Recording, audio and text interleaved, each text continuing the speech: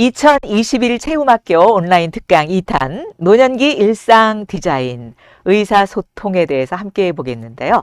오늘은 바로 나와의 소통에 대해서 시작하겠습니다. 저는 소통 크리에이터로 불리우고 있는 CBS 기독교 방송에서 아나운서와 PD로 근무를 하다가 퇴직을 한 변춘애라고 합니다. 감사합니다. 반갑습니다. 소통 크리에이터 그러니까 되게 거창하긴 하지만요. 우리가 일상에서 대화를 어떻게 하느냐, 소통이라는 게 뭐냐라고 생각해 보면 그냥 너와 내가 만나는 것이다 라고 얘기할 수 있잖아요. 나는 누구인가? 오늘은 나와의 소통에 대해서 함께 보는 그런 시간인데요. 자, 과연 소통이 뭘까요? 소통이 뭐길래 우리가 소통 그럴까요? 자, 서로 통하는 게 소통이에요. 그죠? 간단하죠? 이 간단함을 왜 못할까요? 그거에 대해서 한번 생각을 해보겠습니다. 우리가 사람, 그러지만 인간, 그 한자로 따져보면 사람과 사람 사이가 인간이고요. 그게 뭐냐면 함께 하는 것. 아리스토텔레스가 얘기한 바로 사회적 동물이 바로 우리입니다. 그래서 소통이 필요한 거고요. 나이가 들수록 그 젊은 사람들이 아유, 저 사람들은 왜 이렇게 소통이 안 돼. 라는 거. 왜 이렇게 불통이야? 라는 얘기 듣지 않아야 될 거 아니에요. 그죠? 왜냐면 남을 위해서가 아니라 저를 위해서, 나 자신을 위해서 말이죠. 소통을 위해서 사용되는 매체가 뭐가 있을까요? 자, 바로 요런 것들이 있습니다. 그 언어가 있고요. 비언어적인 게 있는데 억양, 언어에는 억양도 있고요. 아, 그랬어? 이러는 것도 있고. 아, 그랬어? 굉장히 다르잖아요. 그죠? 똑같은 말인데. 그리고 표정이 있습니다. 표정도 왜 나이가 들면 저도 그렇지만 주름이 약간 되고 이렇게 그 중력의 법칙에 있어서 이게 좀 떨어지잖아요. 그러다 보면 가만히 있으면 뭐 화났어? 이런 생각이 들 정도로 이게 뭐랄까 약간 심술 표정이 심술궂게 되는 것 같더라고요. 그래서 될 수 있으면 이렇게 주름살이 보이긴 하지만 어쨌든 이렇게 떨어져서 하는 것보다는 위로 올려보자고요, 우리가. 그러면 이 표정도 밝아지면 실제 생활도 밝아지거든요. 그리고 이제 자세는 어쩔 수 없이 이렇게 소통이 굉장히 중요해요. 이렇게 다가가는 자세 있잖아요. 이 다가가는 자세는 뭔가 적극적으로 내가 수용하겠다는 거고, 이게 멀어지죠? 그러면 그 얘기 좀 해봐. 맞나 틀리다 모르겠네. 뭐 요런 느낌이잖아요. 그 소통에 있어서도 자세도 굉장히 중요해요. 우리가 그 건강을 위해서도 자세가 필요하지만 소통할 때도 나한테 다가오느냐 아니면 멀어지느냐 이런 게 있고요. 몸짓도 여러 가지가 있지 않습니까? 뭐 이럴 수도 있고요. 저는 이 손짓을 조금 많이 하는 편인데 그랬어요? 싫어요? 이럴 수도 있고, 그죠? 여러 가지 몸짓. 그 다음에 이제 소통에 뭐 요즘에는 춤을 못 추면 우리나라 사람들이 옛날부터 가무에 능했다 그래요. 춤과 노래. 그 요즘에 뭐 젊은이들은 대단한 춤을 추지만 우리 그 옛 어르신들 뭐 지금 어르신들보다 더 어르신들 시대에 그 뭐 고속버스 춤도 있고 막 그렇잖아요. 왜 그런 것들도 외국에서는 오히려 아주 한류 열풍과 함께 아주 재미있는 걸로 그 퍼포먼스까지 하더라고요. 그 참 재미있는 일이었어요. 어쨌든 노래나 춤도 하나의 소통의 방법이라는 거. 그러면 언어의 능력이 발달된 우리 사람들은 말로, 대화로 소통을 많이 하지만 다른 동물들은 어떻게 소통을 할까요? 혹시 그 요즘에 이제 겨울로 이제 넘어가는 시점에 보면 가을이 깊어가기 전 여름이 끝날 때쯤 되면 어떻게 되냐면 이제 어디선가 귀뚜라미 소리가 들려요. 그죠? 아파트 저는 9층에 사는데 9층 저희 집 바로 제 방문 앞에서도 울고 15층에서도 또는 1층에 우연히 지나가다 본 그런 곳에서도 그 귀뚜라미의 울음소리를 제가 들으면서 아니 쟤네들은 참 신기하다. 어쩜 저렇게 잘 울까 이렇게 생각을 했는데 생각보다 이 귀뚜라미가요. 이 우는 소리 있잖아요. 별거 아니에요. 그냥 소리인데 그 소리를 내는 게 어떻게 내는지 그 이대 그 최대찬 교수님이라고 생물학을 하시고 또 강연도 많이 하는 분인데 이분이 그러는데 이 소통을 위해서 암놈을 부르기 위해서 암놈들이 워낙 그 사람도 그렇지만 동물도 굉장히 까다로워요. 왜냐하면 종을 번식하려면 좋은 종이어야 되잖아요. 어쨌든 그 귀뚜라미가 그 짝을 부르기 위해서요. 그냥 우리는 그냥 밤새도록 소리를 내는구나라고 생각했더니 그게 아니더라고요. 이 날개 있죠. 지금 제가 보이는 이 그림의 이 뒷부분을 이렇게 등을 밀어서 부딪혀서 나는 소리가 바로 귀뚜라미 소리라는 거를 알게 되었습니다. 그러니까 그 소통을 위해서 정말 얼마나 노력하는지라는 것을 더 생각하게 하는 그런 그거였어요. 언어적 능력이 발달하지 않은 이 동물들은 호르몬이나 변뇨의 냄새라든가 울음소리 뭐 이런 걸로 의사소통을 하게 됩니다. 자, 언어적 소통과 비언어적 소통. 요거는 우리가 그 몸짓이라든가 노래라든가 이런 거와 말로 하는 거가 있고요. 그 다음에 일방적인 소통과 쌍방향 소통이 있는데 보통 저희 CBS 라디오라든가 이런 거는 일방적인 소통이라기보다는 쌍방의 소통이 좀 많이 있었지만 보통 미디어나 TV나 이런 데서는 드라마를 보면 그냥 드라마를 본다든가 이런 일방적인 소통이 참 많았었잖아요. 근데 이제 현대 사회는 어떻습니까? 완전히 SNS라든가 뭐 또는 뭐 요즘에 유튜브라든가 이런 모든 걸 통해서 하는 것들, 이런 것들 전부 다 쌍방향 소통이 많아졌죠. 그러니까 그만큼 바뀌었어요. 그리고 언어적 소통에도 구두로 말로 그냥 하는 게 있고 문서로 하는 게 또 있잖아요. 근데 요즘에는 오히려 뭐 문서라는 게 이제 뭐 SNS 쪽이 더 굉장히 많아졌습니다만은 구두로 하는 거는 대화 그리고 연설을 한다든가 발표를 한다든가 또는 소문을 듣는다든가 이런 것도 하나의 구두죠. 그리고 문서로 하는 건 편지나 문자. 그야말로 옛날에는 외국에 있는 누구에게 편지를 보낸다 그러면 얼마나 오랫동안 갔습니까? 그리고 국내에서도 우편물을 보내면은 받는데 시간이 오래 걸리고 그랬었잖아요.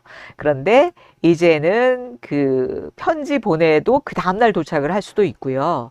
그 다음에 편지보다는 문자로 그냥 소통을 한다든가 또는 뭐 아예 이메일을 한다든가 그리고 SNS라는 거, 뭐 톡도 있고 뭐 문자도 있고 뭐 여러 가지 것들을 이용해서 그냥 언어적 소통이 굉장히 다양하고 아주 다이렉트해졌습니다.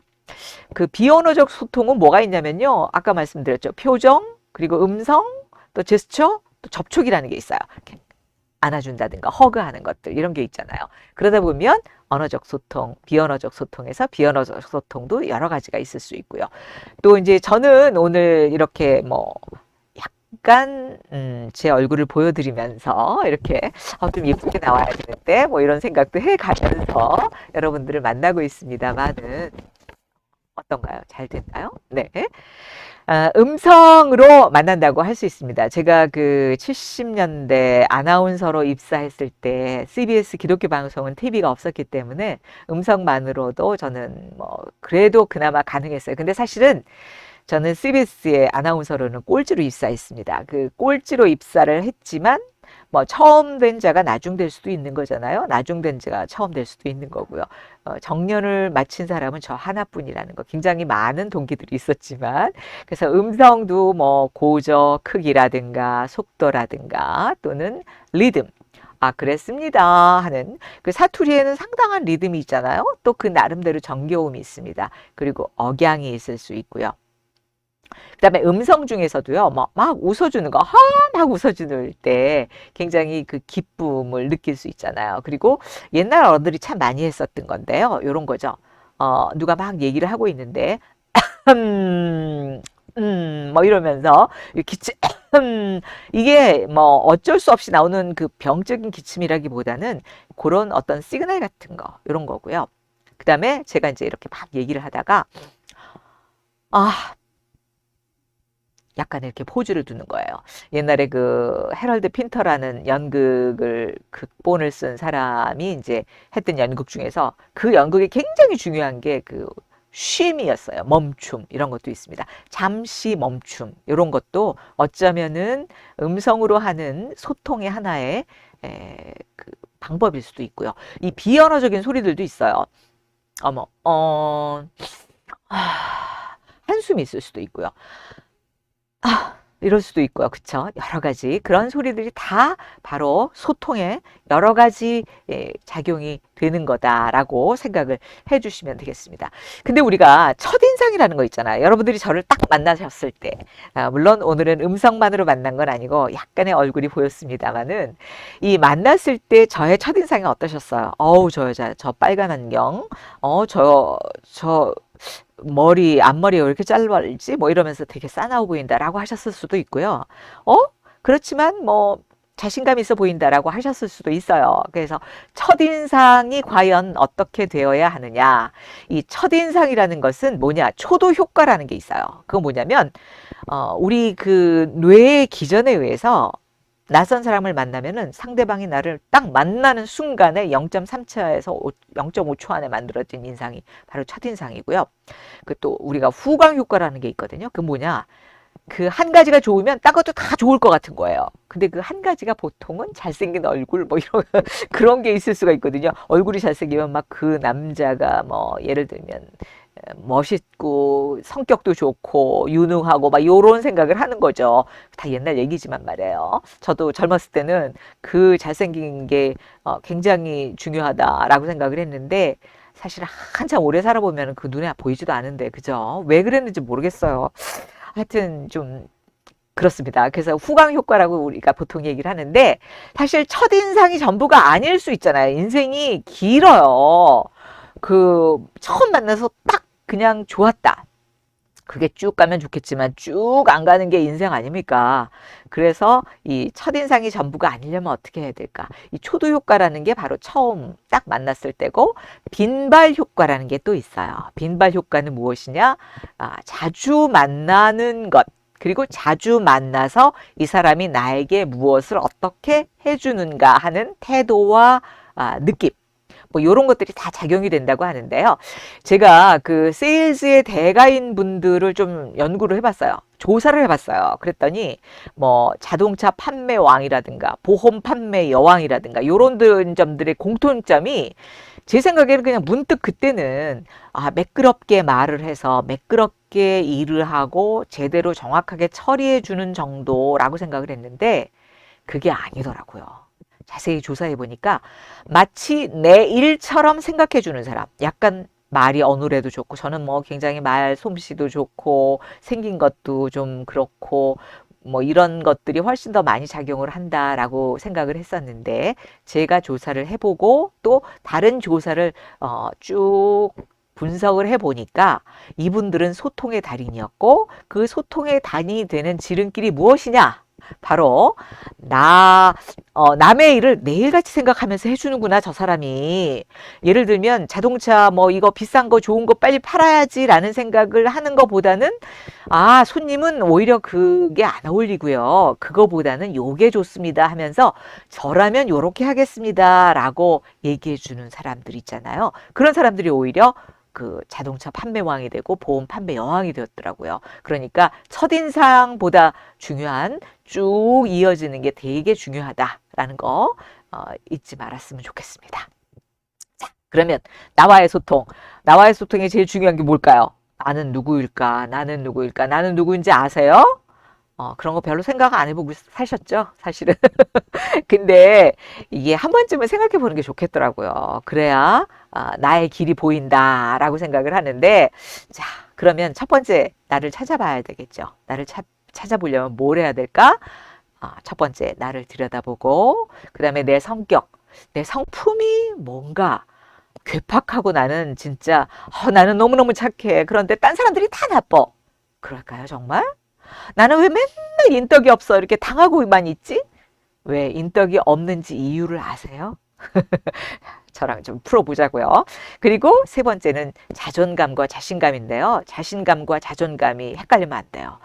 자존감과 자신감 얘기를 참 많이 하는데 이거는 사실은 나이 들어서 어렸을 때부터 형성이 되는 거긴 하지만 나이 들어서도 얼마든지 나의 자존감을 찾아내면서 더 행복하고 더 기쁘게 살 수 있고요. 또 즐겁게 살 수 있다라는 생각이 들었답니다. 이건 제 경험에서 우러나오는 거예요. 정말 바쁘게 살다 보면 이런 거 못 찾고 살잖아요. 여러분들이 이런 거를 듣고 계시다는 거, 보고 계시다는 거 자체가 앞으로 더 행복한 일만 남았다라고 생각할 수 있어요. 그럼 나를 어떻게 들여다봐야 될까요? 거울 보면 될까요? 그래요. 나를 사실은 보는 게 사람이 나를 보는 방법이 없대요.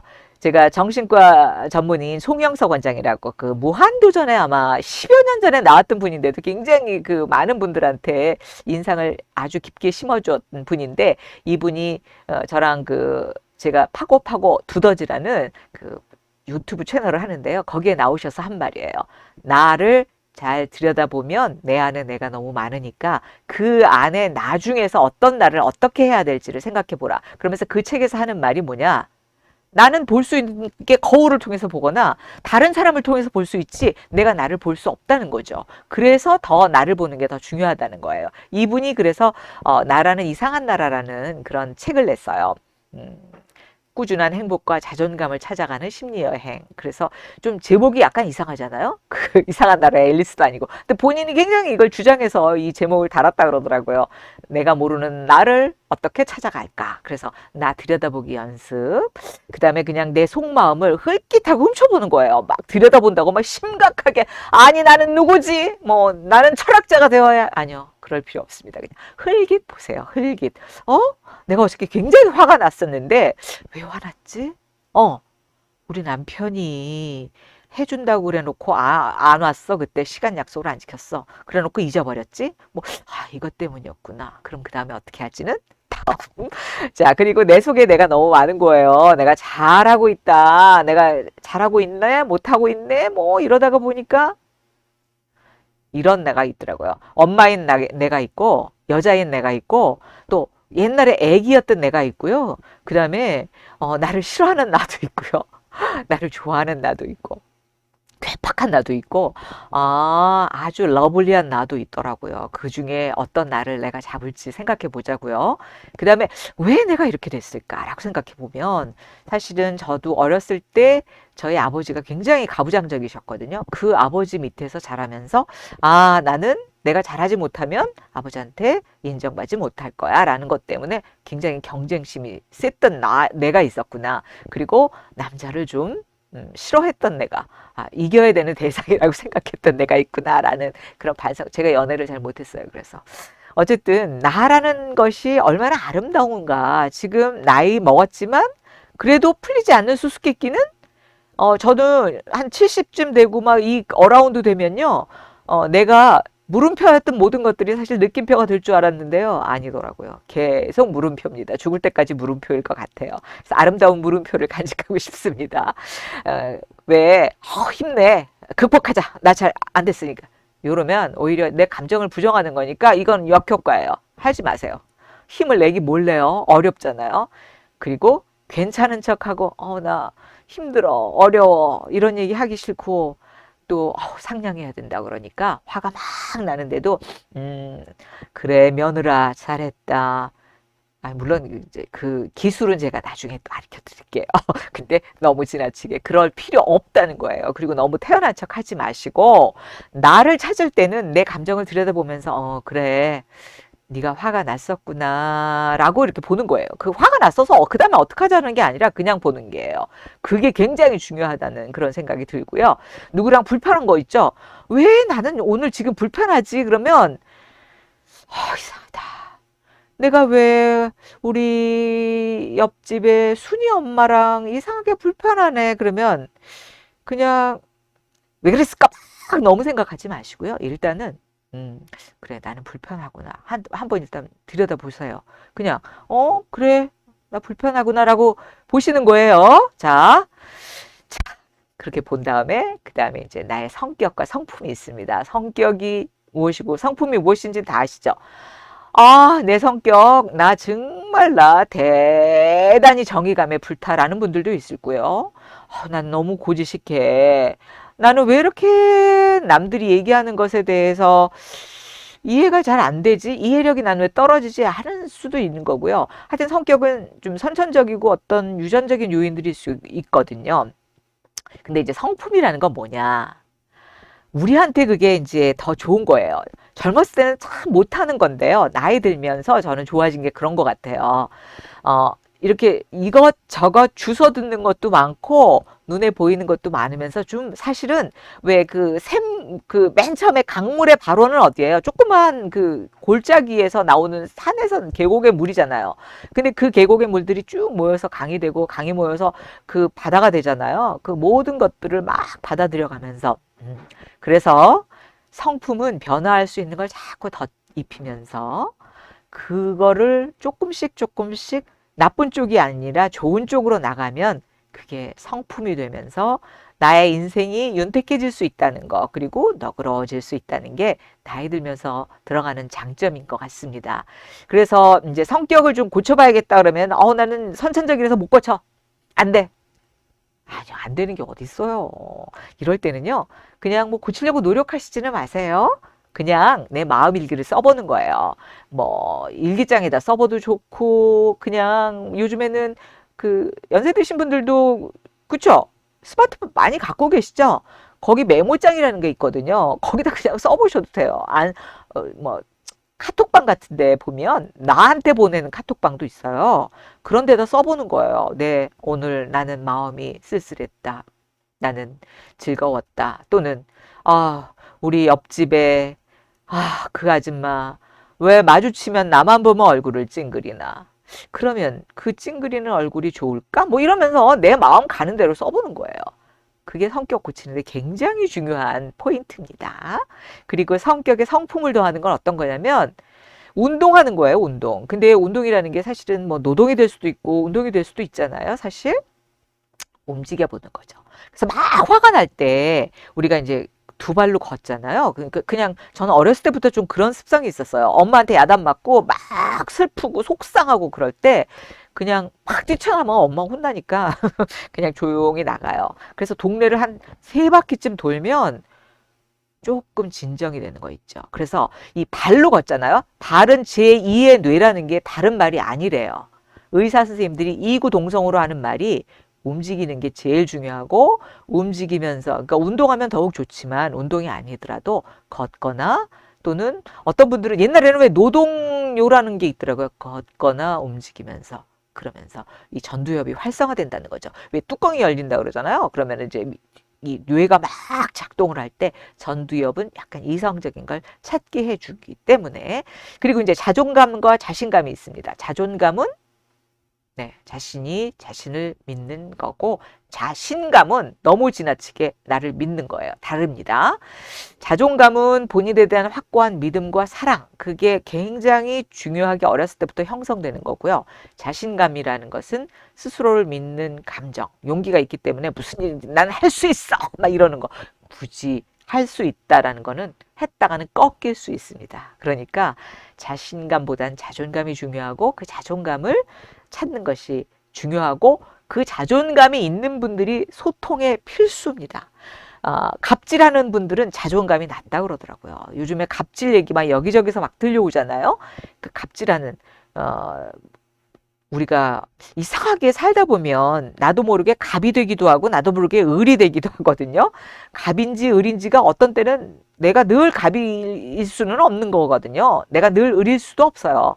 그러다 보면 갑인지 을인지 모르는 그런데 소통의 필수가 자존감 찾기라는 거.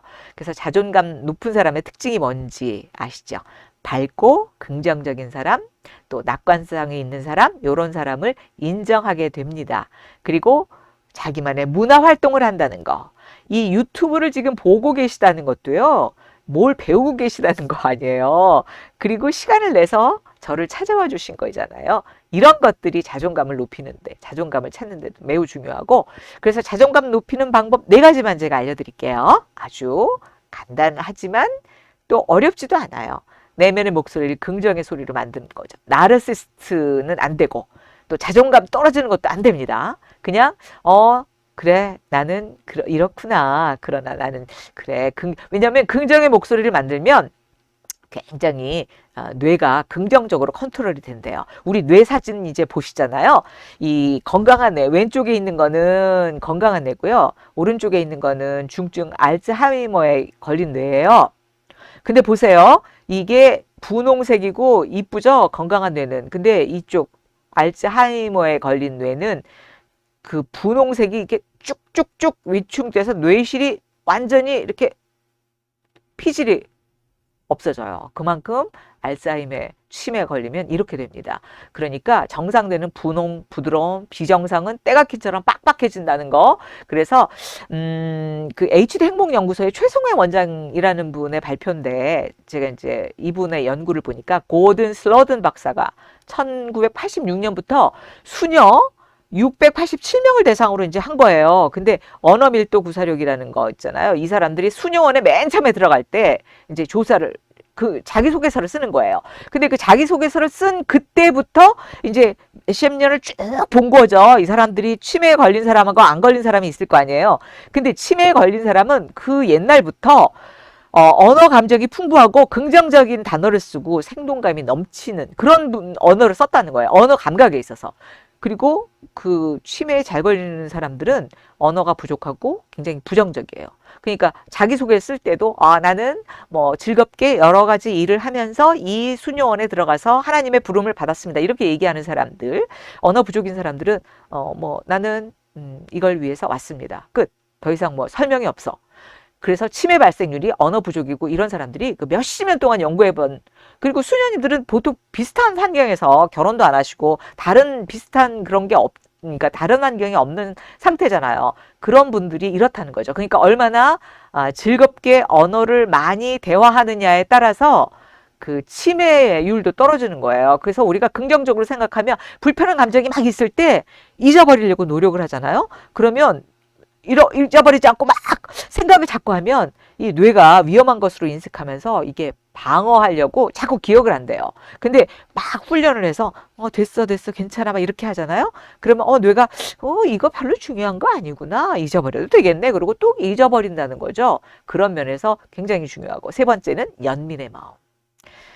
내 주변에 있는 정말 왼수같이 느껴지는 그런 뭐 남편이 있을 수도 있고 정말 형제지간에 뭐 이 일이 있을 수도 있고 또 주변에 있는 사람 중에 얌체 갖고 나한테 정말 기분 나쁘게 하는 사람도 있잖아요. 이럴 때 저 사람은 참 안 됐다. 왜 저럴까? 저렇게 안 하고 살아도 되는데, 저렇게 힘술궂지 않아도 되는데 왜 저럴까 하면서 측은하게 느낄 때 내 뇌에서 내 몸에서 행복을 느끼는 세로토닌이 분비가 된다는 연구가 있습니다. 그리고 나만의 문화 활동은 매우 중요해요. 이렇게 유튜브를 보시는 것도 굉장히 중요한 거고요.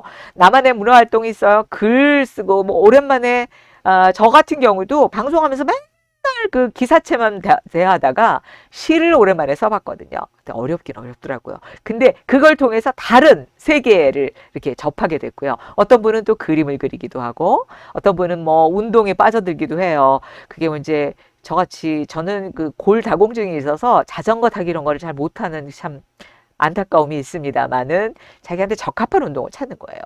이 사람이 좋다. 친구가 막 가자 그래서 가면 좋아요. 친구 따라 강남도 가는데 그것도 좋고요. 그냥 이게 너무 뭐에 딱 이거다라고 단정 짓지 마시고 연주. 그래서 저는 아직도 저희 집에 그 옛날 지나간 피아노를 못 버리고 있습니다. 혹시 내가 피아노를 배우는 날이 올지도 몰라 이러면서 우리 아들이 맨날 버리라고 그러는데 못 버려요. 뭐 어떤 분들은 오카리나를 연주하고 뭐 색스폰도 배우는 분들 요즘 많더라고요. 그러면은 호흡이 좋아진대나요? 그리고 또 춤을 좋아하시는 분들은 춤도 쓸 수 있고, 그러니까 어떤 것이 좋아요. 내가 할 수 있는 것 중에서 제일 괜찮다는 거. 그리고 했다 마음에 안 들어 관두면 됩니다. 누가 뭐 돈 많이 안 들고도 요즘에 뭐 이 노년 그 구로 노인복지회관에서도 뭐 프로그램 굉장히 많더라고요. 그냥 영어 회화를 할 수도 있고요. 뭐 언어를 배워볼 수도 있고 뭐든지 했다 해보는 거예요. 싫어? 그만둡니다. 이렇게 자기만의 문화 활동이 뭔지 그래도 한 가지씩은 해보는 게 좋지 않을까. 그래서 나 스스로에게 감탄을 하는 게 자존감 상승에 중요하고요. 그게 이제 내 일에 관계된, 뭐 일을 쭉 해오신 분들도 계시고, 살림을 하시는 분들은 이 살림 때문에 굉장한 그 창의력이 있잖아요. 그런 분들은 또 다른 걸 해보는 거죠. 뭐 의사들이 밴드 활동을 한다든가 이런 거, 기타나 악기 배우는 거 이런 것도 자기 일에 감탄하는 게 아니라 자기가 하는 전문적인 분야가 아닌 부분에 해보면서 감탄을 많이 해야 돼요. 그래야 자존감도 상승하고 즐거움이 있습니다. 그래서 나와 소통하려면 어떻게 해야 될까요? 소통하는 방법. 방탄소년단을 아십니까? 여러분 아세요? 이거 모르면 뭐 아이들한테 아마 혼날걸요.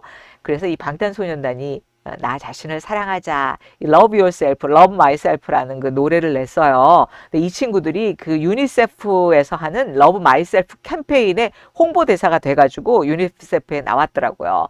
그래서 이 여기에 리더인 친구가 한 연설인데 한번 같이 제가 읽어보겠습니다. 어제 실수했다 하더라도 어제 나도 나이고 오늘의 부족하고 실수하는 나도 납니다. 내일에 좀 더 현명해질 수 있는 나도 나일 것입니다.